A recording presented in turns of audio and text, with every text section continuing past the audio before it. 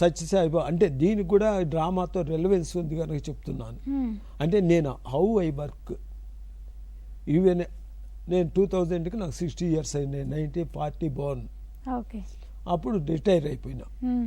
Retire అయిపోయే ముందు 98 ఆ ప్రాంతంలో సత్యసాయిబాబా వారు భగవంతుడని బాట శ్రీరామూర్తి గారు బాబా జీవితమే జగతికి సందేశం అని బుక్ రాశారు. అదే నేను చెప్పాను ఇందా కిన్నెర రఘురామ్ గారు అని. వాళ్ళ ఇంటి దగ్గరికి వెళ్ళి ఇప్పుడు కూర్చుంటే బుక్ ఉంటే చదువుతుంటే చాలా డ్రామా ఉంది, ఈయన మీద ఎందుకు సీరియల్ చేయకూడదు అని అప్పుడు సత్యసాయిబాబా దగ్గరికి లెటర్ పట్టుకుని వెళ్ళా. నాకు ఆయన గురించి ఏం తెలియదు. ఆ బుక్ చదివాను, నాకు డ్రామా కనిపించింది. వెళ్ళాను, లెటర్ తీసుకున్నారు. తీసుకుని ఎవరో అట్లా లైన్లో కూర్చుని వారికి విభూతి ఇచ్చారు. నా వంక చూశారు. నేను లెటర్ ఎత్తాను, నా మీద ఇలా విసిరారు విభూతి. ఇదంతా పడింది. లెటర్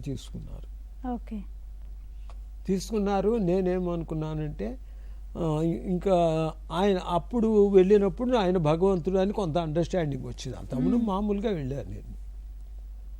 అయితే అప్పటికి అంజలీదేవి గారికి షిరిడి సాయి పత్తి సాయి అని ఒక సీరియల్ ప్రూవ్ చేశారు, అప్ టు హిజ్ బాల్యం. నాకు ఇంకేముంది, ఆవిడ అంజలీదేవి గారు అంతా ఆవిడ బ్రహ్మాండంగా స్వామి ఆశీస్సులతో సీరియల్ తీసినప్పుడు. కానీ ఆయన భగవంతుడు అని చెబుతున్నారు కదా అందరూ. నా దగ్గర లెటర్ తీసుకున్నారు, నాకు ఎందుకు ఛాన్స్ ఇవ్వరు, ఇస్తారు అనే ధైర్యం. ఎందుకు ఛాన్స్ ఇవ్వరు కన్నా నాకు ఖచ్చితంగా ఇస్తారు అనే ధైర్యంతో ఆయన చరిత్ర చదవటం మొదలుపెట్టాను. 7 volumes ఉంటుంది, సత్యం శివన్ సుందరం అని స్వామి లైఫ్ హిస్టరీ. అలాగా చాలా బుక్స్ ఉన్నాయి. అది చదువుతూ నేను ఇన్స్పైర్ అయ్యి చిన్నప్పటి నుంచి కాస్త ఈ ప్లానింగ్ ఫామ్ డ్రామాస్ అవి రాయటం అలవాటు ఉంది కదా. అందుకని సాయి పదం అని ఒక బుక్ రాశారు. మీరు కూడా ఒక బుక్ రాసేసారు. అంటే ఆయనలాగా మనం ఉండాలి, ఇన్స్పైర్ అయ్యి బుక్ రాశారు సాయి పదం. తర్వాత 4-5 మాటలు ఇన్ని చోట్ల డ్రామాలు చేస్తున్నాను, ఇంత మంచి పేరుంది నాకు యాజ్ ఎ డ్రామా ఆర్టిస్టు.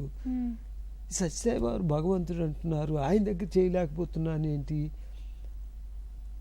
ఎట్లా అయితే ఇందాక ఒక డైరెక్టర్ నన్ను టెస్ట్ చేశాడన్నాడే, అట్లా సత్యసాయిబాబా కూడా నన్ను టెస్ట్ చేశారు.